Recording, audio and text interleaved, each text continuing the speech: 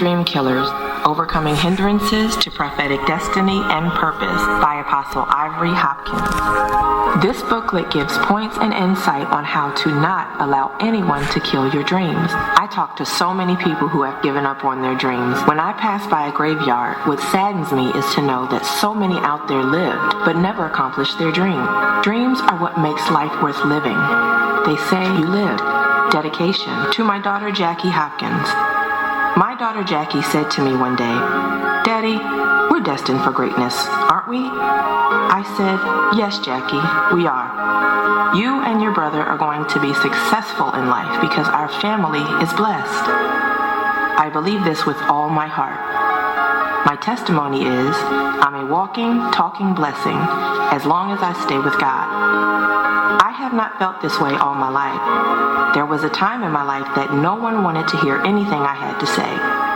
I told my wife Evelyn that I had something to say and nobody wants to hear me. Let no one kill your dreams. Chapter 1. Dream Killers. The fruit of understanding your prophetic destiny is to know that it not only affects your life, but the life of many others. Today I minister all over America and foreign countries because of a dream that God put in my mother, Cordelia Hopkins' heart. My mother saw my prophetic destiny while I was in a backslidden state and not seeking God. I'll never forget that Saturday evening trying to get ready for a hot date that I had planned all week. My mom said to me, "Boy, go back to God. I saw you in a vision preaching to all races of people." My reply was, "Mom, the church I attend doesn't even have a white person in it, let alone all races of people, and furthermore, I'm in a backslidden state." She replied, "Go back to God, son." I obeyed, and 2 years later, I was standing in an auditorium of 1,500 people telling them how my mom saw my prophetic destiny. Today, I can say with a clear conscience, don't allow anyone to kill your dreams. Not even you. Dream on. Dream on by the grace of God. Dream on. When your dream killer is a family member, Genesis 37:19, and they, Joseph's brothers, said to one another, "Behold, this dreamer cometh." Genesis 37:20, "Come now, therefore, and let us slay him, and cast him into some pit, and we will say, some evil beast hath devoured him. And we shall see what will become of his dreams."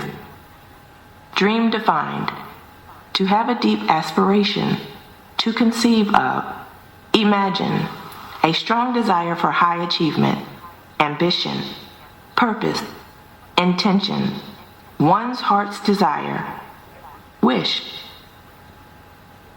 Joseph's life would be the perfect example of what happens to a person when they have deep revelations and dreams from God in their heart to excel above the average. The pits of life are designed by Satan to destroy your hopes and dreams. Many have been slain in the valley of despair and hopelessness because some dream killer has kept them in a pit in order to kill their dream. Pit defined. Pit is used figuratively. For example, enemies seek to harm you. The psalmist in Psalm 35:7 describes the pit as a place of destruction and depression.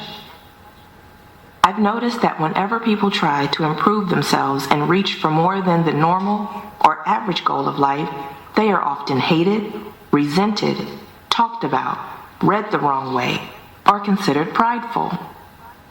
All of these feelings are nothing more than Satan's desire to stop them from sowing into the earth the purpose and destiny for why God put them here.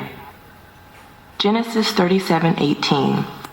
And when they saw him afar off, even before he came near unto them, they conspired against him to slay him.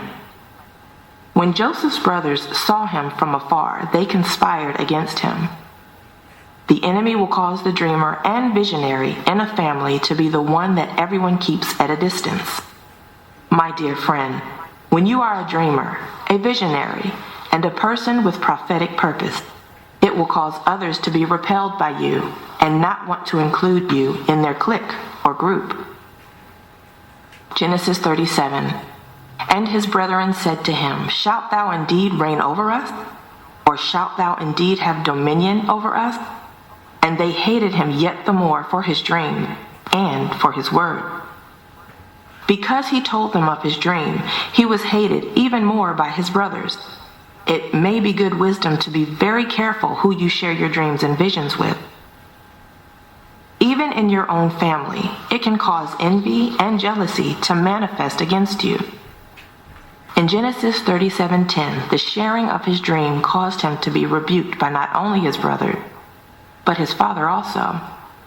Often, those close to you won't get the revelation of who you are, and sometimes those who don't know you see more in you than those who are close to you. One thing we must give Jacob credit for: he observed the sayings of Joseph. Jacob had to at least consider that the boy might have something going on, but his brothers envied him. Genesis 37:11. Your dreams will stir up the spirit of envy and jealousy. Your dreams will cause others to think you're prideful because you want more and see more for your life. Your dreams will often cause you to be attacked by family members who can't understand why you think like you do. Dreamers are also put down and made fun of because of their dream. Dreamers get very little or no support until their dream produces the purpose that's driving them. Dreamer and visionary, it's God working in you, causing this drive. Philippians 2:13, for it is God which worketh in you, both to will and to do of his good pleasure. In all fairness, I must give praise and credit to families that encourage and support one another's creativity that God has planted in their heart. However, as a whole, the opposite happened. Families fight the one with vision and aspiration to excel and see them as crazy or arrogant. Everybody wants someone to believe in their dreams. One may ask, why did Joseph keep pursuing his brother, who didn't want to hear about his dreams? I believe he longed for them to recognize and appreciate what God was doing with his life. He wanted their encouragement. No matter how successful a person becomes, everybody needs to have others to believe in them and give them encouragement. How many of you reading this book find yourself isolated and rejected by family and friends because you are a successful dreamer or visionary? Chapter 2. The Spirit of Rejection, a Dream Killer. Rejection is a strong man that operates against dreamers and visionaries. If people do not have a revelation of God and what he is doing in your life, it will naturally cause those who don't understand you to reject you and see it as mere pride, not knowing that it is God's burning desire and purpose driving you into a direction of prophetic purpose. Rejection destroys self-esteem. Self-esteem is confidence in one's own worth or abilities. Self-respect. When a person's dreams are rejected by those who should be giving positive support and directing one towards how to make it happen, the rejection can be so devastating that their whole life can be altered by them giving up on their dreams before they even start pursuing them. Rejection can operate by keeping you from knowing who you are and also can hinder you from becoming who you could be. Common symptoms of rejection. Below are a few ways rejection has caused dreams to be killed by the way you react to certain people and situations related to rejection. Seeking a parent's approval is a sign that you're basing your identity upon what they think of you. Therefore, without their approval, you very well may throw a dream away because they rejected your dream. Fabricated personalities. Being somebody you aren't in order to be accepted.